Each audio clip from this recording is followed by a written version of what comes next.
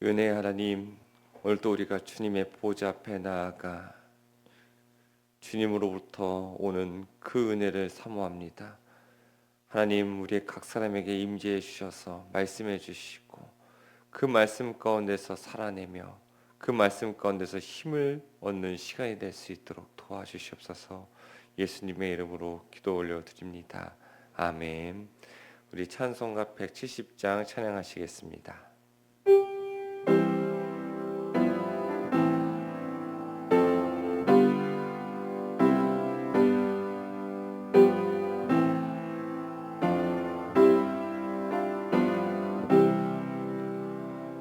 내 주님은 살아계셔 날 지켜주시니 그 큰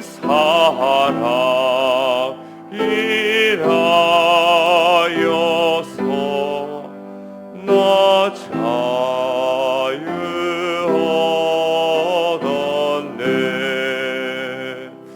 글쎄 믿음 나가지고 주 말씀 따르며 주님 나시 강림할 때 날 영접하시리. 아멘. 이 시간 다 함께 기도하실 때 이영재 권사님 기도 인도해 주시겠습니다. 사랑과 평강의 하나님, 오늘도 주님이 주시는 평안이 우리들의 마음과 삶을 지키게 하소서. 어지러운 세상 가운데도 믿음으로 살아내도록 은혜 주심을 감사드립니다. 주님, 우리들의 마음이 언제나 주님을 향하길 원합니다. 생각하는 것, 행동하는 것 모두가 하나님 중심이 되게 하시고 말씀에 근거하여 살아가게 하옵소서. 오늘 우리에게 주어진 삶의 터전이 사명의 자리임을 믿습니다. 주님께서 허락하신 오늘의 삶을 기대와 소망, 감사와 기쁨이 넘치는 삶으로 살아내게 하옵소서. 인생의 광야를 지날 때 믿음으로 전진하는 한날 되게 하시옵소서. 가정의 달을 맞이하여 빛과 소금의 가정들 위해 기도합니다. 빛과 소금의 가정들이 작은 교회를 만들고 천국을 만드는 가정들 되게 하옵소서. 원치 않는 병마로 인하여 고통 중에 있는 사랑하는 성도들이 있습니다. 친히 찾아가 주셔서 위로함과 치료함을 허락하여 주옵소서. 또한 우리들의 귀한 자녀들 위해도 기도합니다. 생명의 말씀으로 양육되게 하셔서 앞으로 이 나라의 기둥들 되게 하셔서 어느 곳에 있든지 그리스도의 영향력을 끼치는 우리들의 자녀들 되게 하옵소서. 오늘도 믿음의 눈을 허락하셔서 주님이 주시는 비전을 품고 삶의 자리를 새롭게 보게 하시고 작고 연약한 인생을 들어서 놀라운 일을 행하시는 주님의 능력을 기대하게 하소서. 아멘. 날마다 주님의 은혜를 기억하며 날마다 십자가의 보혈의 은혜를 기억하며 살아가는 성도 되길 원합니다. 오늘도 송시현 목사님을 통하여 주시는 말씀으로 풍성하고 복된 열매를 허락하실 예수님의 이름으로 기도드립니다. 아멘. 오늘 우리에게 주시는 하나님의 말씀 에스더 2장 1절에서 18절의 말씀 같이 보도록 하겠습니다. 한 절씩 교독하겠습니다. 그 후에 아하수에로 왕의 노가 그침에 와스디와 그가 행한 일과 그에 대하여 내린 조서를 생각하거늘 왕의 측근 신하들이 아뢰되 왕은 왕을 위하여 아리따운 처녀들을 구하게 하시되 전국 각 지방의 관리들에 명령하여 아리따운 처녀를 다 도성 수산으로 모아 후궁으로 들여 궁녀를 주관하는 대시 해계의 손에 맡겨 그 몸을 정결하게 하는 물품을 주게 하시고 왕의 눈에 아름다운 처녀를 와스드 대신 왕으로 삼으소서 하니 왕이 그 말을 좋게 여겨 그대로 행하니라. 도성 수산에 한 유다인이 있으니 이름은 모르드게라. 그는 베냐민 자손이니 기스의 증손이요 시므의 손자요 야일의 아들이라. 전에 바벨론 왕 느부갓네살이 예루살렘에서 유다 왕 여고냐와 백성을 사로잡아 갈 때에 모르드게도 함께 사로잡혔더라. 그의 삼촌의 딸 하다사 곧 에스더는 부모가 없었으나 용모가 곱고 아리따운 처녀라. 그의 부모가 죽은 후에 모르드게가 자기 딸같이 양육하더라. 왕의 초소와 명령이 반포됨에 처녀들이 도성수산에 많이 모여 회개의 수하에 나아갈 때에 에스더도 왕궁으로 이끌려가서 궁녀를 주관하는 회개의 수하에 속하니 헤게가 이 처녀를 좋게 보고 은혜를 베풀어 몸을 정결하게 할 물품과 일용품을 고추며 또 왕궁에서 의뢰주는 7 궁녀를 주고 에스더와 그 궁녀들을 후궁 아름다운 초소로 옮기더라. 에스더가 자기 민족과 종족을 말하지 아니하니 이는 모르드게가 명령하여 말하지 말라 하였음이라. 모르드게가 날마다 후궁 뜰 앞으로 왕래하며 에스더의 안부와 어떻게 될지를 알고자 하였더라. 처녀마다 차례대로 아하수에로 왕에게 나아가기 전에 여자에 대하여 정한 규례대로 12달 동안을 행하되 6달은 모략기름을 쓰고 6달은 향품과 여자에게 쓰는 다른 물품을 써서 몸을 정결하게 하는 기한을 마치며 처녀가 왕에게 나아갈 때에는 그가 구하는 것을 다 주어 후궁에서 왕궁으로 가지고 가게 하고 저녁이면 갔다가 아침에는 둘째 후궁으로 돌아와서 비빈을 주관하는 내시 사스가스의 수하에 속하고 왕이 그를 기뻐하여 그의 이름을 부르지 아니하면 다시 왕에게 나아가지 못하더라. 모르드게의 삼촌 아비하일의 딸 곧 모르드게가 자기의 딸같이 양육하는 에스더가 차례대로 왕에게 나아갈 때에 궁녀를 주관하는 내시 헤게가 정한 것 외에는 다른 것을 구하지 아니하였으나 모든 보는 자에게 사랑을 받더라. 아하스웨로 왕의 제7년 10월 곧 데베럴에 에스더가 왕궁에 인도되어 들어가서 왕 앞에 나가니 왕이 모든 여자보다 에스더를 더 사랑하므로 그가 모든 처녀보다 왕 앞에 더 은총을 얻은지라. 왕이 그의 머리에 관을 씌우고 와스들이 대신하여 왕후로 삼은 후에 왕이 크게 잔치를 베푸니 이는 에스더를 위한 잔치라. 모든 지방관과 신하들을 위하여 잔치를 베풀고 또 각 지방의 세금을 면제하고 왕의 이름으로 큰 상을 주니라. 아멘, 아멘. 오늘도 매일 기도에 오신 여러분들 환영하고 축복합니다. 주님의 은혜와 사랑이 오늘 또 우리의 삶을 붙들 줄 믿습니다. 아멘. 여러분들 뉴스 요즘 보십니까? 뉴스, 신문 안 보세요? 뉴스에 신문에 주로 등장하는 사람들이 누구입니까?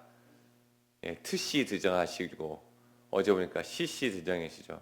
누군지 모르시겠죠? 트럼프 씨와 시진핑 씨가 어제 또 만났다고 하더라고요. 그러면서 뭐 주가가 올라갔다, 뭐 세계 정세가 이제 좀 안전될 것이다, 뭐 이런 이야기도 나오고 또 우리나라는 또 어떻습니까? 이 씨도 나오시고 김 씨도 나오시고 그러죠? 이제 두 분이서 이제 누가 이번에 대통령이 될 거냐 말 거냐 뭐 이런 이야기들을 많이 하는데 그렇죠. 세상 뉴스와 신문을 보면 누구에게 집중합니까? 그런 유명한 사람들, 대단한 사람들 그리고 또 세상은 뭐 전쟁 같은 것들 뭐 돈의 흐름들, 뭐 주가 이런 거에 관심을 가지잖아요. 자, 하나님 나라에 뉴스가 있다고 생각해 봐요. 신문이 있다고 생각해 봅니다. 하나님 나라의 뉴스에는 누가 나올까요? 바로 믿음으로 살아가는 하나님의 백성에 대한 이야기가 나오겠죠. 그 사람에게 집중을 하겠죠. 힘들고 어렵지만은 그 자리에서 믿음을 지켰다. 그 자리에서 사랑을 실천했다. 하나님이 기뻐하시는 일을 위하여서 몸부림친 그 사건들, 그 행위들, 그 말들, 그 기도와 간구들 그것들에 대해서 온통 보도되고 있지 않을까요? 하나님께서도 그것들을 하나하나 기록하시면서 그것을 기뻐하시고 계시겠죠. 하나님은 이처럼 누구에게 집중하는가? 하나님의 백성에게 집중을 합니다. 오늘 에스더서 말씀에서도 하나님께서는 아하수에로 왕에게 관심이 있는 게 아니에요. 누구에게 관심이 있습니까? 하나님 나라의 백성입니다. 그들에게 관심을 가지고 계시고 그들을 구원하시기 위한 계획과 준비를 하고 계시는 것이죠. 그래서 오늘 말씀에서 에스더를 사용합니다. 오늘 본문은 하나님의 도구가 된 에스더의 등장을 알려주는 말씀입니다.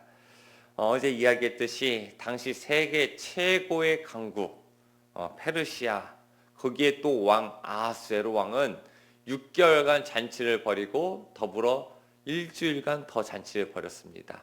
이 잔치를 벌이는 이유는 무엇입니까? 자신의 위세를, 자신의 권력을 과시하기 위해서였죠. 근데 역사학자들에 의하면 이 잔치에 또 다른 목적이 있었다고 합니다. 그것은 바로 그리스와의 전쟁을 앞두고서 의기투합하기 위하여서 모든 관료들을 모으고서 장군들을 모으고서 이 군사적 회의와 동시에 잔치를 벌였다는 것이에요.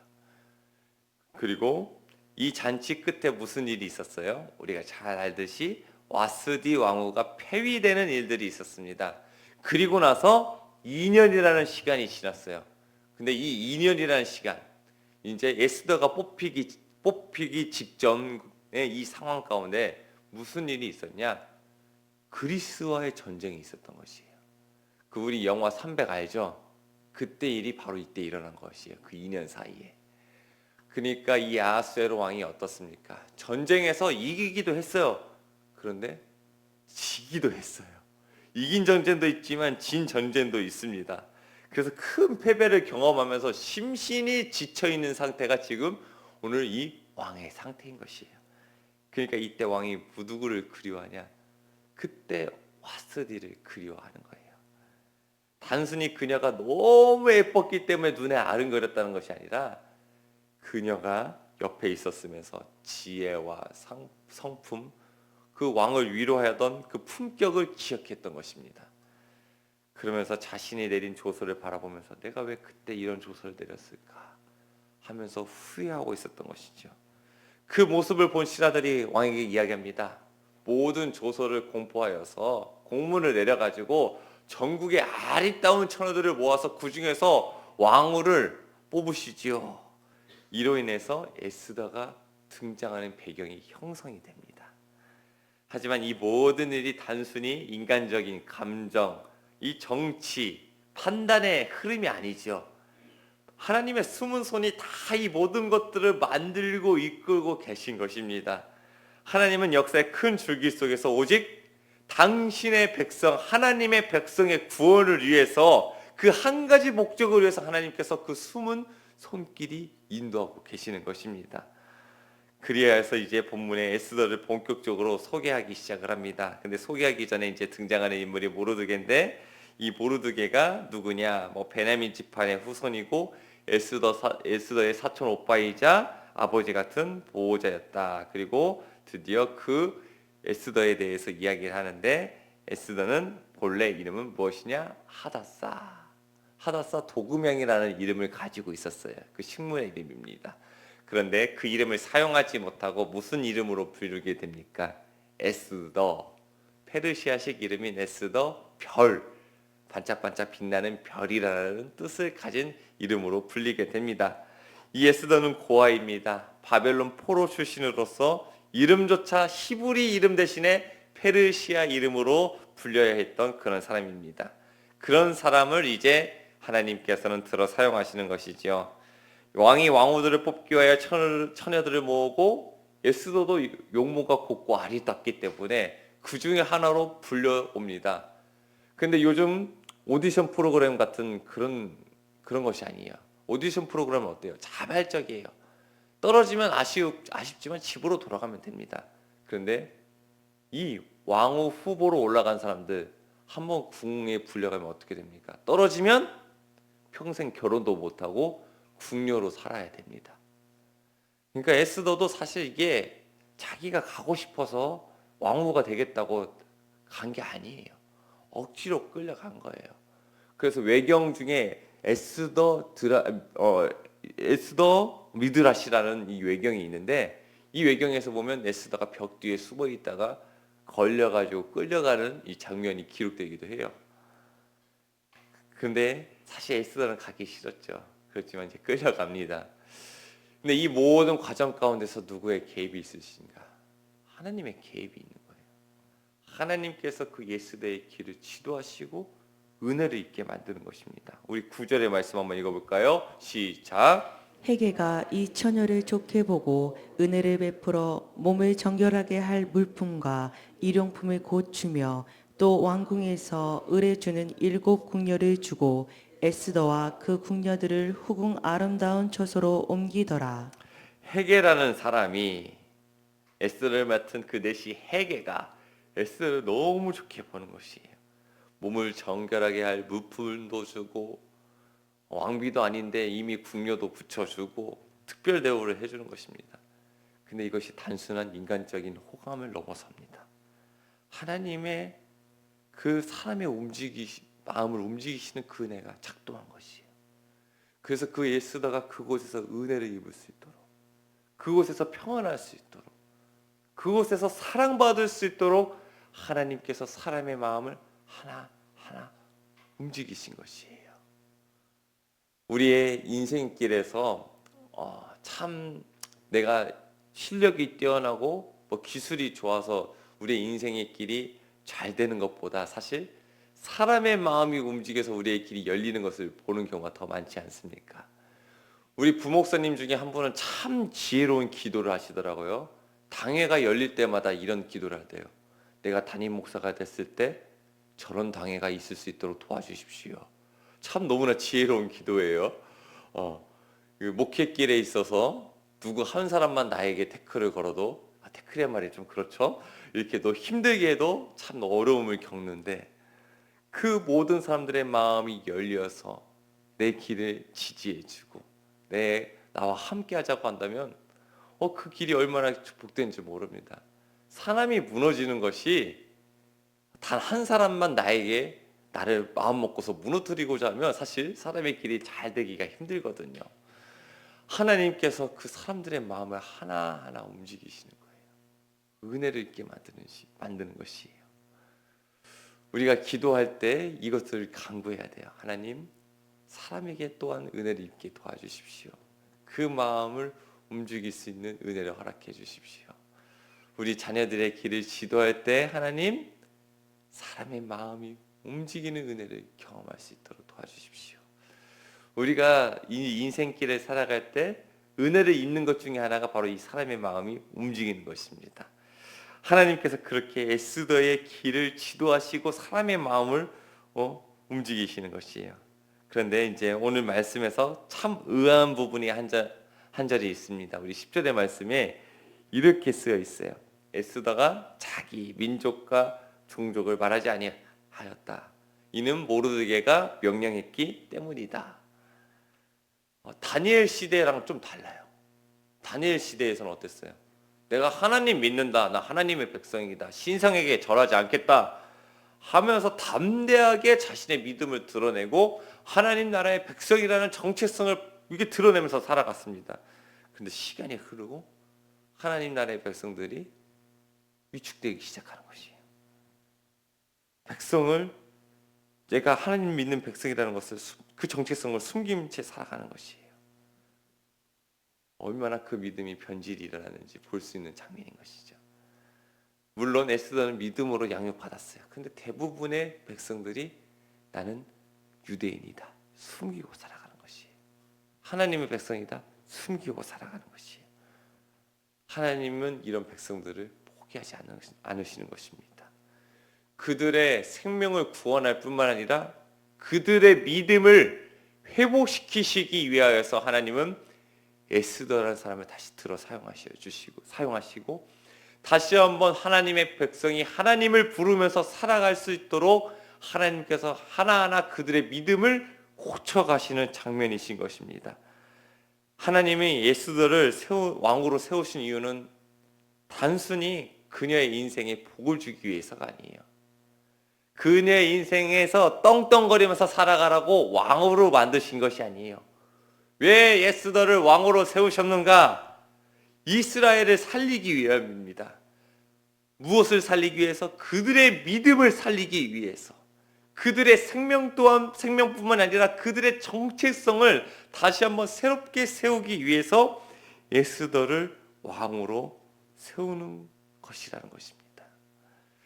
우리도 이와 같이 쓰임 받기를 원합니다. 하나님께서도 우리에게 형통한 길을 주시길 원합니다.